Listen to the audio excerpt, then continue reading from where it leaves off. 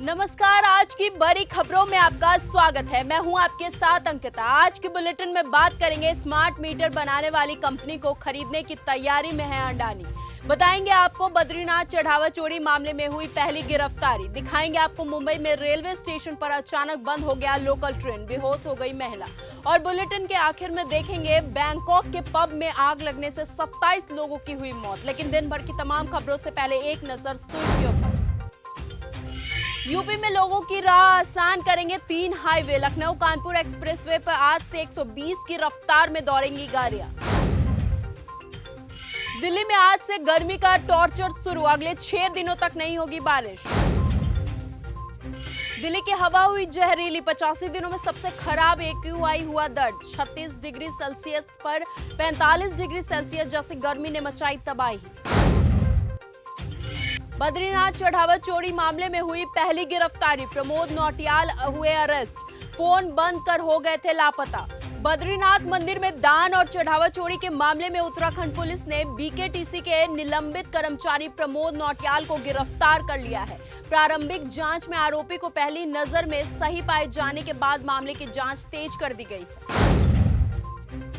Smart meter बनाने वाली company को खरीदने की तैयारी में है अडानी। 1500 करोड़ की हुई है डील। देश भर में स्मार्ट मीटर लगाने की सरकारी मुहिम के बीच मीटर बनाने वाली प्रमुख कंपनी पोलारिस स्मार्ट मीटरिंग बिकने जा रही है। करीबन 1500 करोड़ रुपए की इस अहम डील के लिए अडानी, अप्रवा एनर्जी और एक्टिव जैसी बड़ी कंपनियों ने होड़ मचा दी है। अधिग्रहण के बातचीत दूसरे दौर में पहुंच चुकी है और अगस्त तक फाइनल बोलियां लगने की उम्मीद बताई जा रही है।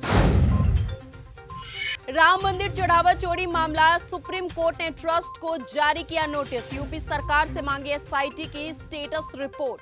सुप्रीम कोर्ट ने यह भी कहा है कि हम जानते हैं कि मामलों की जांच यूपी सरकार की तरफ से गठित SIT कर रही है। कोर्ट ने इसकी स्टेटस रिपोर्ट मांगी है। साथ ही ये भी साफ किया है कि फिलहाल याचिकाकर्ताओं को ये स्टेटस रिपोर्ट की कॉपी नहीं मिलेगी। खान सर को नहीं करना होगा सरेंडर, पटना कोर्ट से मिली अग्रिम जमानत। पटना कोचिंग विवाद मामले में खान सर को सिविल कोर्ट से अग्रिम जमानत मिल गई है, जिसके बाद उन्हें सरेंडर नहीं करना होगा। खान सर की तरफ से पटना सिविल कोर्ट में अग्रिम जमानत याचिका दायर हुई थी। मुंबई में रेलवे स्टेशन पर अचानक बंद हो गया लोकल ट्रेन का AC। घुटन से कई महिला यात्री हुए बेहोश। मुंबई के मुलुंड रेलवे स्टेशन पर प्लेटफॉर्म नंबर 2 पर खड़ी AC लोकल ट्रेन में करीबन 15 मिनट तक AC बंद रहने से यात्रियों को भारी परेशानी का सामना करना पड़ा है। ट्रेन के अंदर बड़ी घुटन के कारण कई महिला यात्री बेहोश हो गई। घटना के बाद यात्रियों ने रेलवे प्रशासन की व्यवस्था पर सवाल भी उठाए। अयोध्या के एक और मंदिर में करोड़ों रुपए का हुआ गबन, चंपत राय पर आरोप। SIT जांच की मांग हुई तेज। चंपत राय पर अयोध्या के श्री राम निवास मंदिर की संपत्ति के गबन और अवैध कब्जे का नया आरोप लगा है। हरिशंकर सफरीवाला ने SIT को शिकायत दी है कि चंपत राय और उसके सहयोगियों ने देवोत्तर संपत्ति को 5.8 करोड़ में बेचने का सौदा किया और 70 लाख रुपए का गबन किया है। कोलकाता एयरपोर्ट की 136 साल पुरानी मस्जिद में एंट्री हुई बंद। कोलकाता एयरपोर्ट के ऑपरेशनल एरिया में मौजूद 136 साल पुरानी बांकरा मस्जिद में एंट्री अनिश्चितकालीन के लिए रोक दी गई है। एयरपोर्ट अधिकारियों ने रविवार को कहा कि सिर्फ आधार कार्ड के आधार पर एंट्री देने से सुरक्षा से जुड़ी चिंताएं पैदा हो रही है। बर्थडे पर कांस्टेबल ने पत्नी को दिया मौत का गिफ्ट। पिता का आरोप, दामाद ने 50 लाख रुपए के लिए किया बेटी का खून। पूर्वी दिल्ली के विनोद नगर दिल्ली पुलिस के ATS कांस्टेबल मनीष भाटी पर अपनी पत्नी प्रियंका के जन्मदिन की गोली मारकर हत्या करने के आरोप लगे हैं। वारदात के बाद आरोपी घायल पत्नी को सड़क किनारे छोड़कर फरार हो गया। लाडली बहन योजना पर CAG का बड़ा खुलासा, 3,541 करोड़ के एक्स्ट्रा खर्च पर घिरी महाराष्ट्र सरकार। महालेखा परीक्षक CAG ने महाराष्ट्र की लोकप्रिय लाडली बहन योजना में 3,541.16 करोड़ रुपए के अतिरिक्त खर्च और गंभीर वित्तीय अनियमितताओं का खुलासा किया है। रिपोर्ट में जमा खातों में 1000 करोड़ रुपए पड़े रहने और प्रबंधन में बड़ी कमियों का जिक्र भी किया है। ईरान के निशाने पर ट्रंप, मेलोनी समेत 13 नाम अखबार के लिस्ट में छापकर लिखा, मौत अचानक आ जाएगी। ईरान के हम शहरी अखबार को खुद वहां के सरकारी अधिकारी छापते हैं। ऐसे में इस खबर में छपे 13 नामों वाले किल लिस्ट ने पूरी दुनिया की निगाहें अपनी ओर खींच ली है। 24 घंटे में ईरान पर अमेरिकी सेना का तीसरा बड़ा हमला, 300 से अधिक सैन्य ठिकानों पर दागी मिसाइल। अमेरिकी सेना ने 24 घंटे में ईरान पर तीसरा बड़ा हमला किया है। ट्रंप की सेना ने कहा है कि इन हमलों का मकसद ईरान की क्षमता को और कमजोर करना है ताकि वो हॉर्मुज में हमला ना कर सके।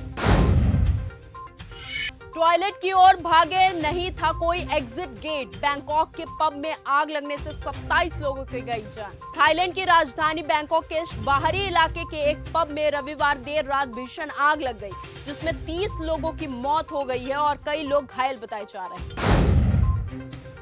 बांग्लादेश में आतंकवाद फैलाने की साजिश में छात्र नेता और मार्शल आर्ट संगठन का चीफ हुआ गिरफ्तार। बांग्लादेश में मार्शल आर्ट संगठन चलाने वाले एक शख्स को ढाका पुलिस ने गिरफ्तार कर लिया है। ढाका मेट्रोपॉलिटन पुलिस डीएमपी की counter terrorism and transnational crime CTTC unit ने इस जांच के सिलसिले में कई और युवाओं को भी गिरफ्तार किया है।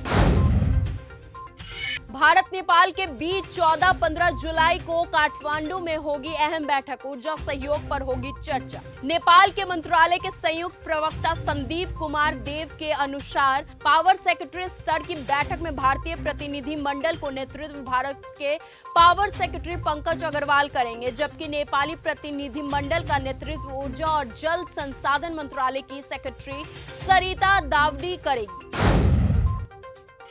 डूबा चीन, बर्बाद ताइवान, सड़कों पर तैर रहे जहरीले सांप। कुदरती कहर से 18 लाख लोग हुए बेघर।